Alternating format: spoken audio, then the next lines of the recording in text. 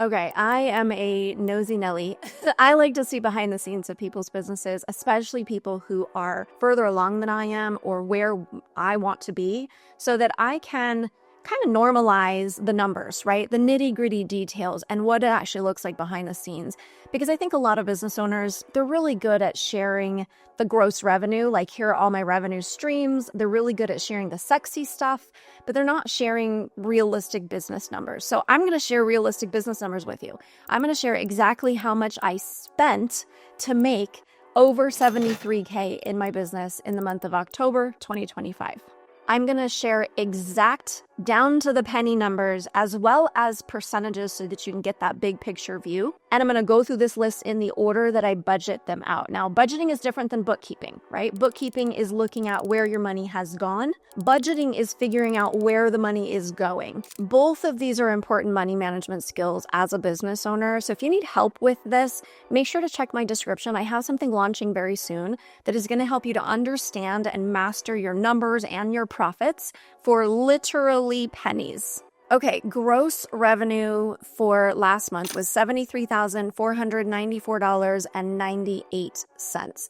Now, gross revenue means cash collected, what we actually charged and what wound up in our payment processing and or our bank account. This doesn't include if we sold a new payment plan. It only includes what was paid that month. So again, this is called gross revenue.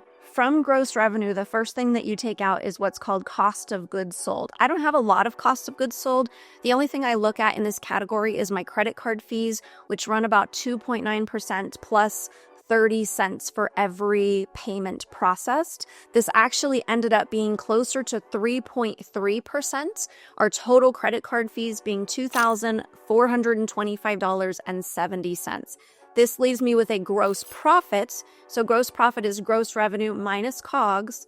My gross profit was $71,069.28. Now, again, this is the way that I budget that gross profit. This is the order of priority for me. So the very first thing I do, I believe in paying it forward before you pay anything else, before you even pay your taxes. So a percentage of that gross profit actually goes directly to charity. This was $2,747.25, or approximately 3.74% of our gross revenue number. After that, I have an auto savings. Like my bank requires you to transfer a certain amount from checking to savings every month to waive fees. And so I just set this up years ago at like $150 because that's how much I wanted to save. And that's just run ever since. So this is only 0.2% of that gross revenue number. Then we get into the next biggest thing that I invest in, which is ads. This is what brings in this revenue, right? So last month, I paid $12,968.09. This brought it to 17.64% of that gross revenue number. This is the second biggest monthly expense that I have, and it freaks me out because, well, when I look at all of these expenses, I pay more in a month than I used to make in an entire year back in the day, right? For some of you, you don't know my story, but like I started off as a teen mom, a high school dropout, on welfare, a really shady background. Seeing numbers like this still can like freak out that younger girl inside of me where she's like, no, this isn't real, right? But it is. And these are the things that we have to normalize. And this is why I'm doing this video, because if you're like me and you have that background, you need to see these numbers and you need to see them on a regular basis before you get to that point so that you don't lose your ever-loving mind. You don't totally freak out or spiral or, shut down because you just can't process these types of numbers. And if you think that's not you, let me promise you, your brain does some really weird stuff when you start hitting up against what is called your upper limit, right? The book, The Big Leap by Gay Hendricks talks about this. Everybody has an upper limit of success, health, love, joy in their life. And when you start hitting that, weird shit starts happening and you don't expect it and it surprises you and it can really throw you off course. And so I really encourage people, get to know these things, immerse yourself in these conversations so that it's not a big deal. By the time you get there, you're like, okay, I'm prepared for this. You'll still have little parts of you that are like, holy crap. But that bigger part of you is like, no, I've got this. Okay, my actual biggest expense though is not ads. This is payroll and team. So I'm not going to share this as a total breakdown of who I pay and how much I pay for their privacy. What I'm going to do is tell you how much I pay myself as a salary. I'm going to tell you overall what I pay my team, and then payroll processing. So I pay myself $69.60 a month. This is basically my salary. I pay my team $23,927. So $23,900.27. That was for last month. Now this pays for a VA, this pays for a salesperson, this pays for marketing, this pays for video editing. This goes out to a lot of different people. All of them are contractors. The majority of my contractors, well, I wouldn't say the majority. So some of my contractors do not get paid through my payroll processing because they don't need a 1099. They only need a 1099 if they are not licensed and they're working basically as a freelancer. So I have a couple people that I pay through payroll. We use Square Payroll. We pay $53 a month to be able to process mine and 2 other people's monthly payroll. This handles my W-2s and my 1099s at the end of the year so that I'm not having to do any of that paperwork. Money well spent. The rest of it is going out to the rest of my team, but they either have their own business, so I don't have to 1099 them, or they are international, so I don't have to 1099 them. So total team expenses was $30,913.27. This is 42.06% of that gross revenue income that we saw in October. Next, I budget into monthly variable expenses. These are things that shift and change based on activity in my business. So the first one is postage. I paid $300 last month for postage. We do postage through Pirate Ship. And so I just prepay like a certain amount each month, and then it takes it out. And when that runs out, it goes in and it charges me again. So last month I was charged $300. I budgeted $389 for miscellaneous office supplies, like some client gifts fall under this. I budget this every single month, but it doesn't always get taken out every month. However, I leave it in there because I do big purchases every once in a while. So people that come into my Breakthrough Boss course, they get a little gift from me. That money comes out of what we consider office supplies because it's supplies that are going out to my team. Now, this could be considered cost of goods sold. I just don't budget it that way. It doesn't really matter in the end. What the IRS wants to see in the end is what was your profit after all expenses, and that's what they're going to tax you on.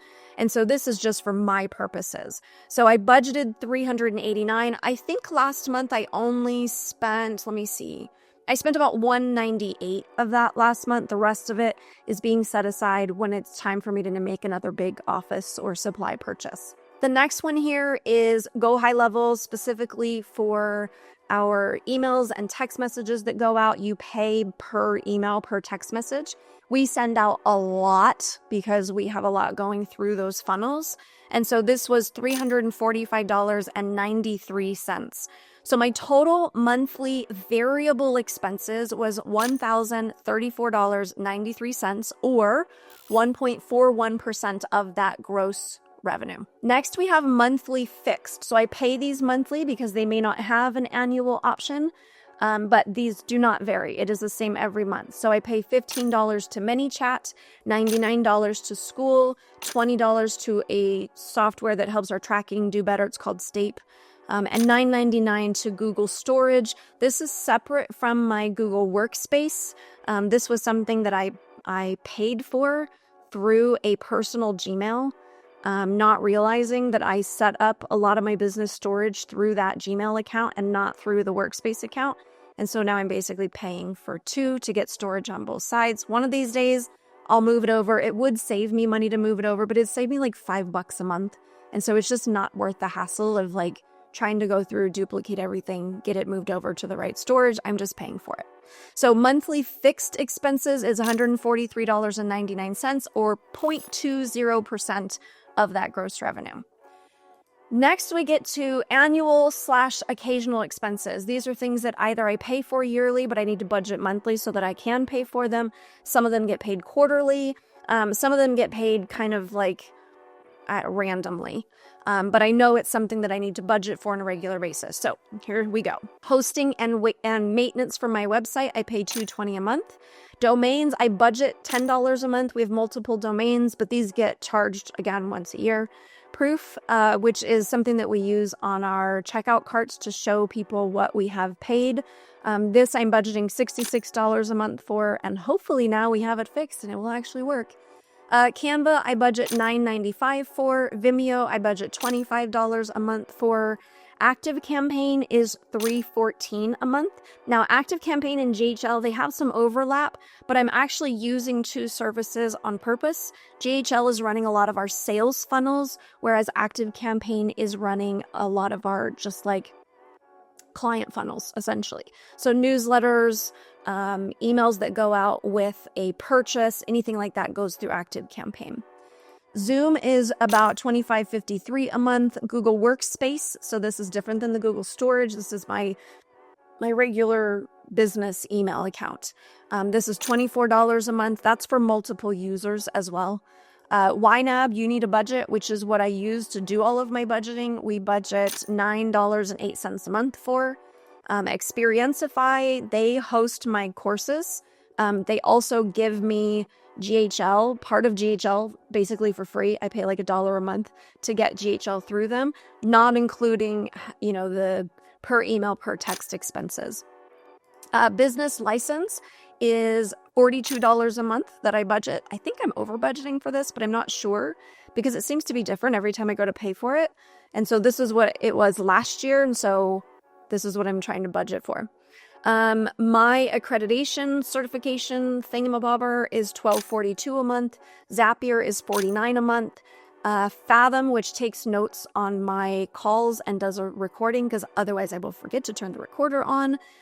This is $15 a month. My credit card fee is $7.95 a month. It's actually 90 something a year, but we budget $7.95 a month. ClickUp gets budgeted $21 a month. My password software, I'm not going to tell you which software I use because that's private, $4 a month. And CapCut is $7.50 a month. So this is $965.02 that I budget every month, but gets paid out either quarterly, annually, or occasionally, depending on what the purchase is. This is 1.31% of my gross revenue.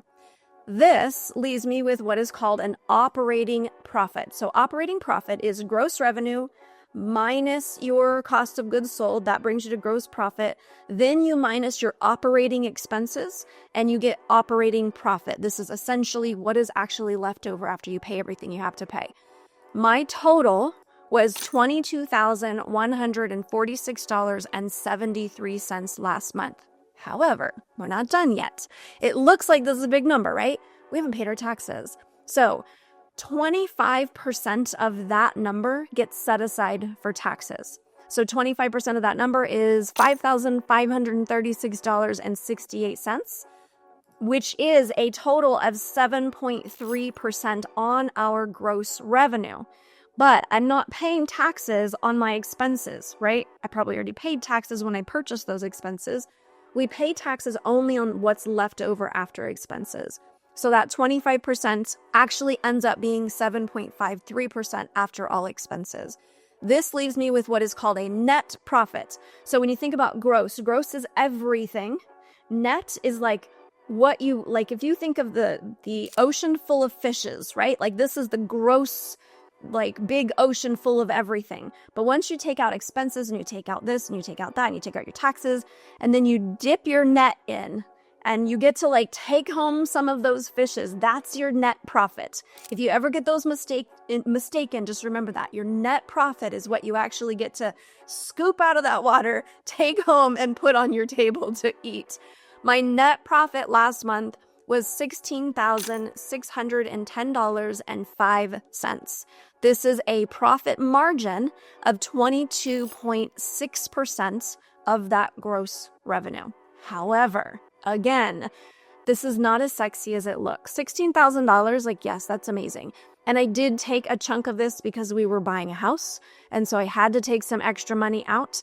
However, I'm going to have to make that money up because even though it looks like I have a net profit of $16,000, I don't. Here's why, and here's where people mess up. In order to stay financially secure, right? Every business has ebbs and flows, months that are better than others. Some months are bad. Some months are just like, here's your baseline and your other months are up above it. In order to get through slow months or maybe rough times, right? Think about the pandemic and how many people went broke because they didn't have cash on hand to keep them going. They relied on week to week, month to month sales. This is just like living paycheck to paycheck if you work a job. If you don't have some money set aside to get you through those rough seasons, you end up really stuck.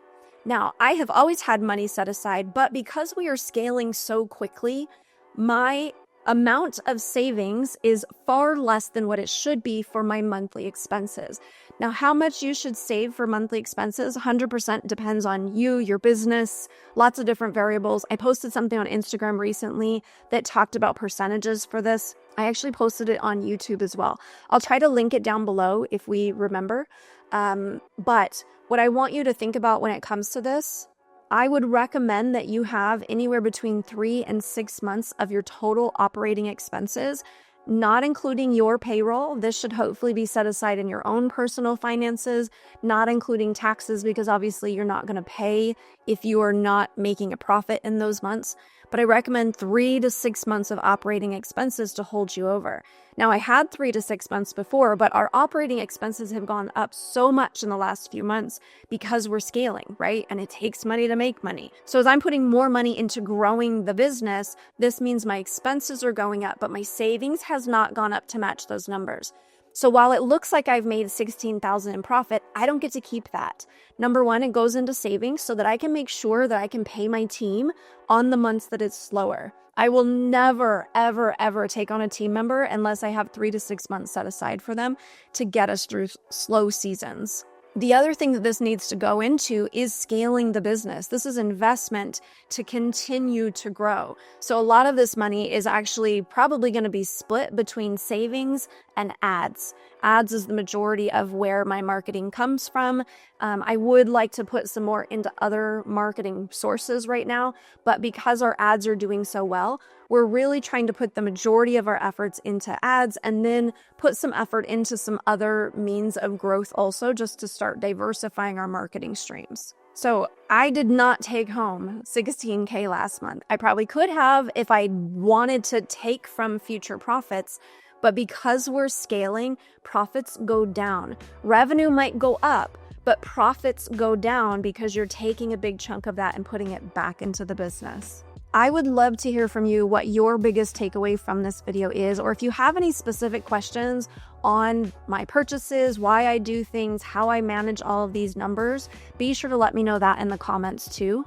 Here's what I don't want you to do though. I don't want you to look at numbers like this and use it to beat yourself up, because I have had months where I was only making 5, 10, 15K a month. I've had seasons where I had to pull my business back, burn things down, start over, or even come close to pausing it just to get through some personal things. It's really important that we're not judging people's highlight reels by what is actually happening in our real business. I try to be really forthcoming about the reality of business, but I'm in a season now that is different than where I was 3 years, 5 years, 10 years from now. So don't judge yourself by my season. Judge yourself by your own season. Are you tracking numbers like this so that you can understand these things? Are you both bookkeeping and budgeting? Are you tracking metrics so that you can improve your numbers? And if this is something you need help with, again, check out my description. I'm going to have a really inexpensive resource, no subscription fees, that helps you to really master your metrics and your money as a solopreneur or tiny team. But overall, cut yourself some slack because you can't do what you haven't learned. So it's just now a matter of what do you need to learn. If you've learned something from this video, give it a thumbs up. It helps me get it out to more people. Be sure to subscribe if you would love to see more real talk about real businesses. And leave me a comment with your questions or your takeaways. I answer every single one. But more than anything, just remember, no matter where you are, you've got this.